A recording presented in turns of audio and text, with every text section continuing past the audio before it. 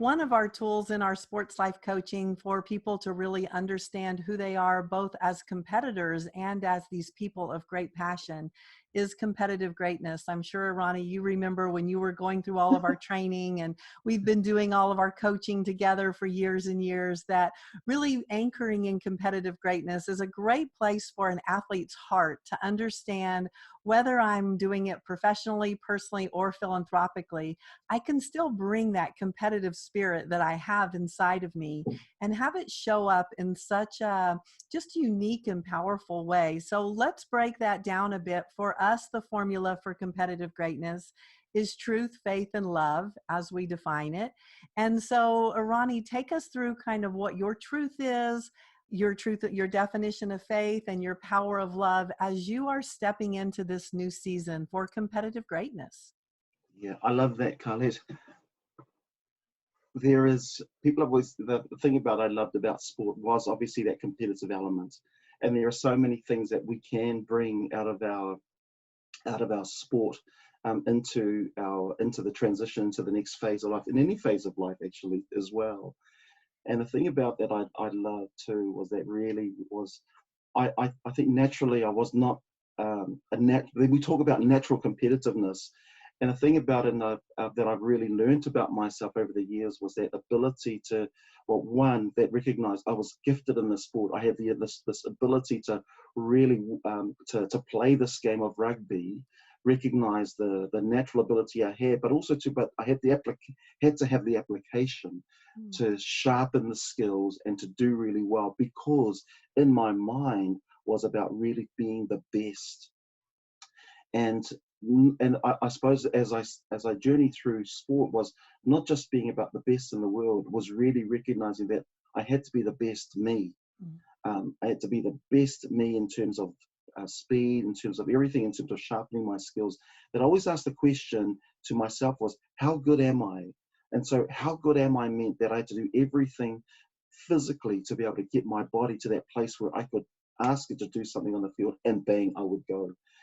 To being the best of me meant that how can I really mentally apply myself, heart-wise.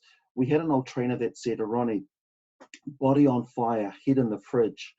And then we added to that was, and a heart at peace, and what that looked like. And so it really gave us that competitive edge. And so those things that I really began to learn that so in my journey and over the years has been really from that, since that time was moving into the next phase of life and using those same approach about having the body on fire, ready to go, head in the fridge, in terms of mentally really understanding that I was sharp, I was aware, I recognized what's happening and really applying myself, but yet having a heart at peace, knowing that the world around me, that I've done everything that I can in terms of being able to influence well, help others through along on the journey with me, and serving my family, serving my community.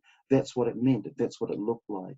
And I think so for me was really bringing those same things into the next phase of life, even in this role that I am. Having that body on fire meant that I'm looking after myself, being able to do the work that I've been asked to do in terms of this job description. Having the head in the fridge was recognizing that, making sure that in terms of just mentally, how am I able to really refresh myself? How am I able to really keep myself sharp mentally as well, and be present? And then also to having that heart at peace.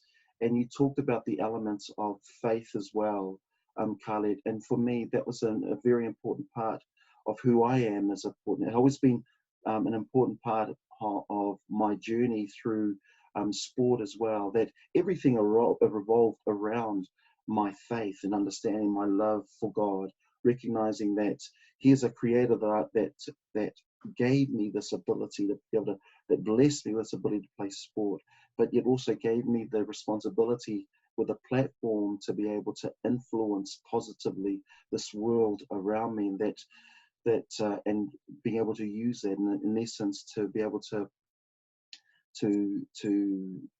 influence, I suppose, if one of a better word. So yeah, though there's some really great elements that I'm loving when you're talking about, and that I resonate with so much. And I know many other athletes and anyone will really resonate as well too, Carlette.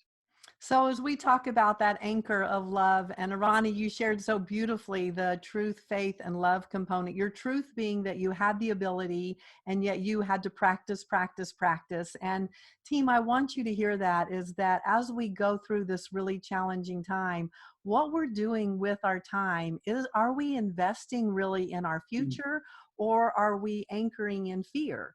And so instead, can we really, go into the heart of who we are as a person and discover our truth? Our truth is, this is a challenging time. We may be afraid, unsure.